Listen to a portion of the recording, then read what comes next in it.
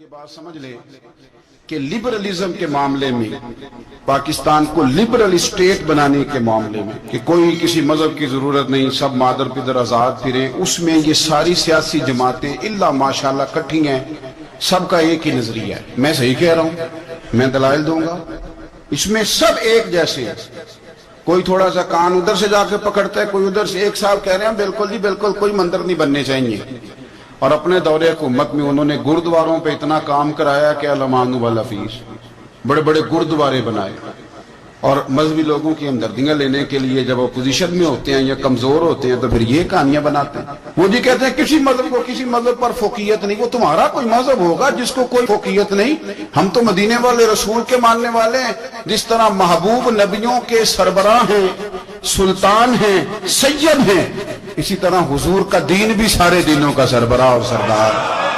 آپ کا کوئی دین ہوگا، ہمارا تو دین باقی دینوں پہ فوقیت رکھتا ہے۔ قرآن نے کہا هو الذی ارسل رسولہ بالہدی ودین الحق لیظہرہ علی الدین کلہ، فرمایا ہم نے تو یہ محبوب بھیجے اس لیے ہیں کہ یہ اس دین کو سارے دینوں پر غالب کر دیں گے، اور تمہیں چونکہ پتہ ہی نہیں ہے تو تم تو جہالت کی بولی بولتے ہو، تمہیں دین کی حروف ابجد کا بھی نہیں پتا۔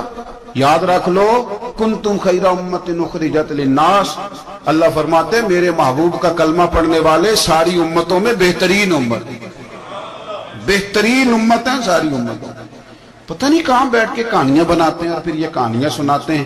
اور جہاں تک معاملہ ہے مندر بننے کا، یاد رکھنا بتوں کے لیے جگہ بنانا یہ میرے رسول پاک علیہ السلام کے مشن کے ساتھ دھوکہ ہے۔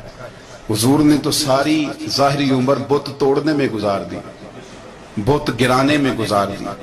حضور نے تو بتوں کے ماننے والوں سے مقابلہ کرنے میں گزار دی، اور تم لگے ہو بت خانے قائم کرنے۔ کل جب پوچھیں گے بلا کے تم کو اپنی سامنے تو کیا جواب جرم دو گے تم خدا کے سامنے؟ پاکستان انشاءاللہ تعالی مندروں کے لیے نہ بنا ہے، نہ یہاں کوئی مندر بنے گے اللہ کے فضل۔ ہاں فیض یا مسجد بنے گی، اس نے نظم کہی تھی، مجھے کل بڑی یاد آئی۔ اس نے نا شاید وہ سارا پیچھے سے لگ کے، وہ جب لوگ بیچے تھے، ایک سابق ڈکٹیٹر نے کچھ عورتیں بھی بیچی تھی، کچھ بچے بھی بیچے تھے۔ پشاور ایئرپورٹ پہ کچھ لوگوں کی داڑیاں اپنے ہاتھوں سے مسلمانوں نے صاف کر کے امریکہ کے ہاتھوں پیسے لے کے لوگ بیچے تھے۔ وہاں سے شاید اس نے بات شروع کی اور آج کے اس موقع تک بلایا تھا۔ اس نے کہا تھا جس دیش میں ماؤں بہنوں کو اغیار اٹھا کر لے جائیں، اور جس دیش میں قاتل گنڈوں کو اشراف چھڑا کر لے جائیں۔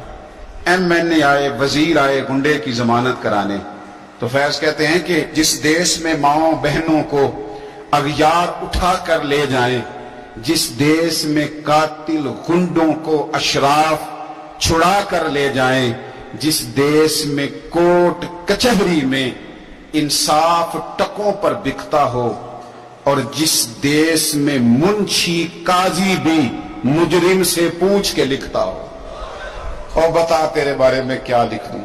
خود کہہ رہا کہ سنا ہے تیری سفارش بڑی ہے، تیرے نوٹ بڑے ہیں، تو بتا تیرا کیا فیصلہ لکھنا ہے۔ ہائے ہائے، شاید اس سے درد نہیں ٹپکتا، اس سے بے حسی ٹپکتی ہے جملوں سے۔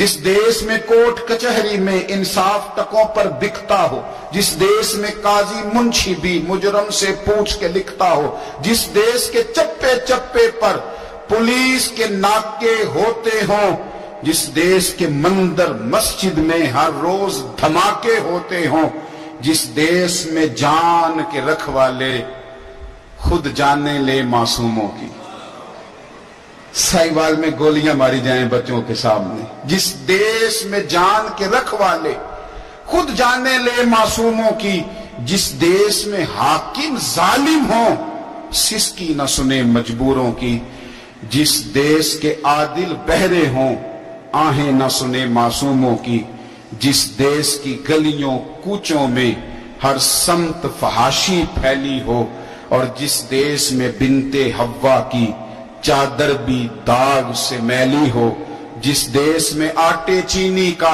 بحران فلک تک جا پہنچے، جس دیش میں بجلی پانی کا فقدان حلق تک جا پہنچے، جس دیش کے ہر چوراہے پر دو چار بھکاری پھرتے ہوں، اور جس دیش میں روز جہازوں سے امدادی تھیلے گرتے ہوں، اور جس دیش میں غربت ماؤں سے بچے نیلام کراتی جس دیش میں غربت